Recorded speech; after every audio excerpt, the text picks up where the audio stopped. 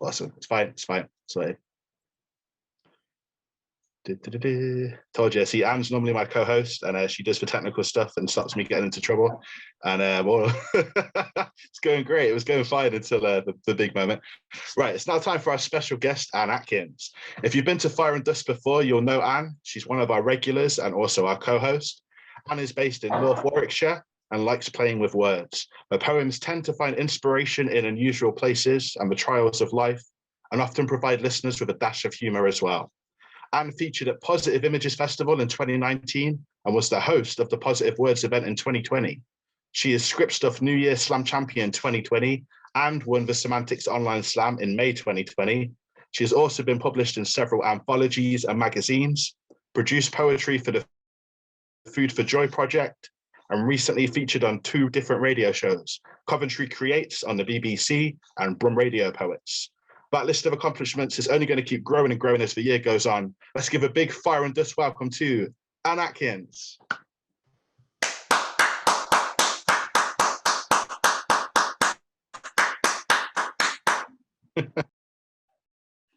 Thanks, Rafe. It's lovely to see so many of you here. Welcome into my home and for allowing me virtually into yours.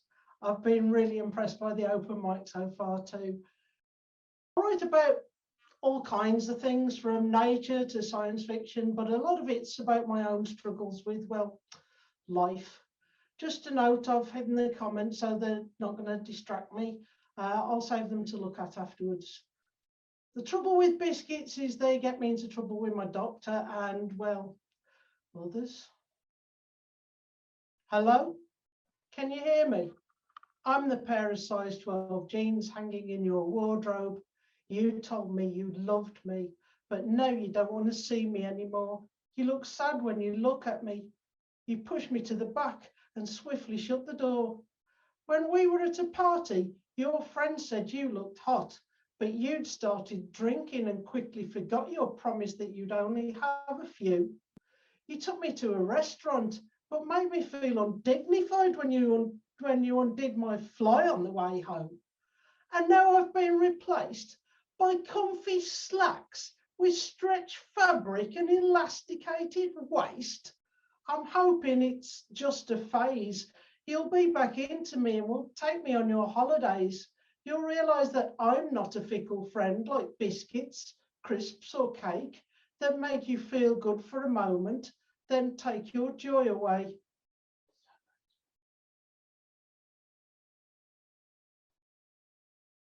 Weight's been an issue I've struggled with for most of my adult life, and for health reasons I have to keep it in check. It's good job Zoom's very forgiving. Sometimes though, like a lot of things, it gets a bit neglected. On the local community forum, there's a warning posted by Neighbourhood Watch about items being stolen from insecure sheds. And I wonder, is my shed insecure? Does it even know it's a shed at all? It's not one of those organised, racked out with tools like you'd see in shed porn magazines, creating shed envy kind of shed. It's not a man cave or woman den complete with beer pumps or cocktail bar, popular at parties kind of shed. It's an unholy mess of all the junk that's got nowhere else to live, much like my head kind of shed.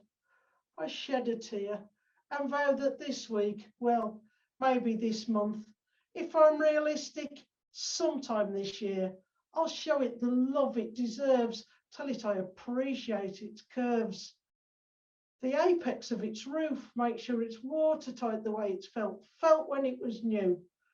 Brush out its cobwebs, not just check it now and again for wasp nests. I might even give it the coat of creosote I promised faithfully I'd do annually that hasn't been done for 3. Fix the loose bit where the ball hit it. Tell it, I'm sorry, I'm sure next door's grandson didn't mean to hurt it. Apologise for not protecting it by erecting it too close to the boundary. And that I shouldn't have let that builder who said he knew what he was doing put it up on beams and insist on a proper base instead. After all, if the basis for the relationship doesn't have a firm foundation.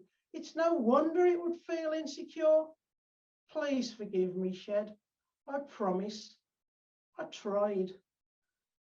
I should get inside, clear out the damaged stuff I know deep down I'll never get round to repairing. Failed relationships, broken promises, all the failures I blame myself for, even if they weren't really my fault.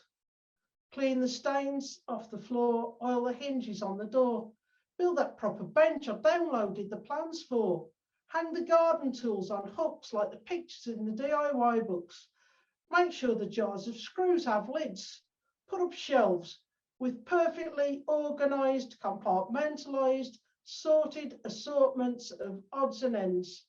So with confidence, I can make time to do all the things I've been meaning to and haven't done yet. I could sort the various buckets by their colours, shapes and sizes. I could even make a list. Show it, not just tell it, how useful it really is, and be proud of myself for once. But for now, I'll read the rest of the article and buy a padlock.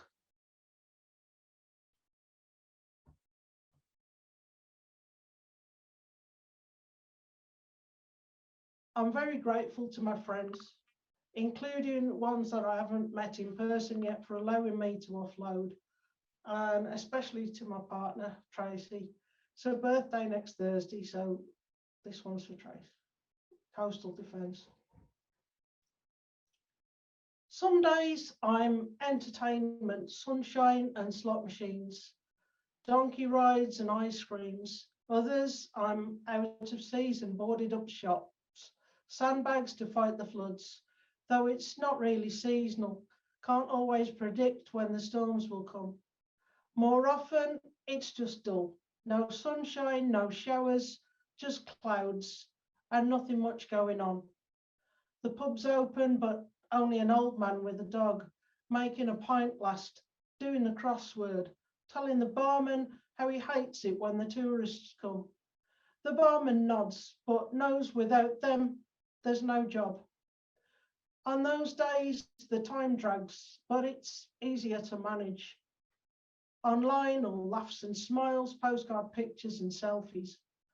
Occasionally letting a glimpse of the past sneak in. You're there for all of it, not just for the good times, not judging when the waves break over the shore, but sitting with me until the tide goes out, then clearing up. You don't allow me to merely exist like some rundown seaside town no one wants to visit. Your days out and proud parades, showing off my glory days. You give me hope when all I have is doubt.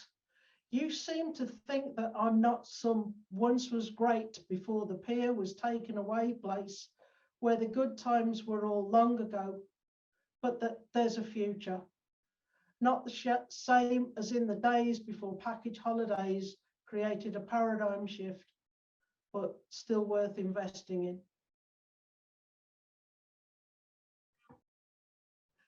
Thank you very much. Back over to you, Rafe.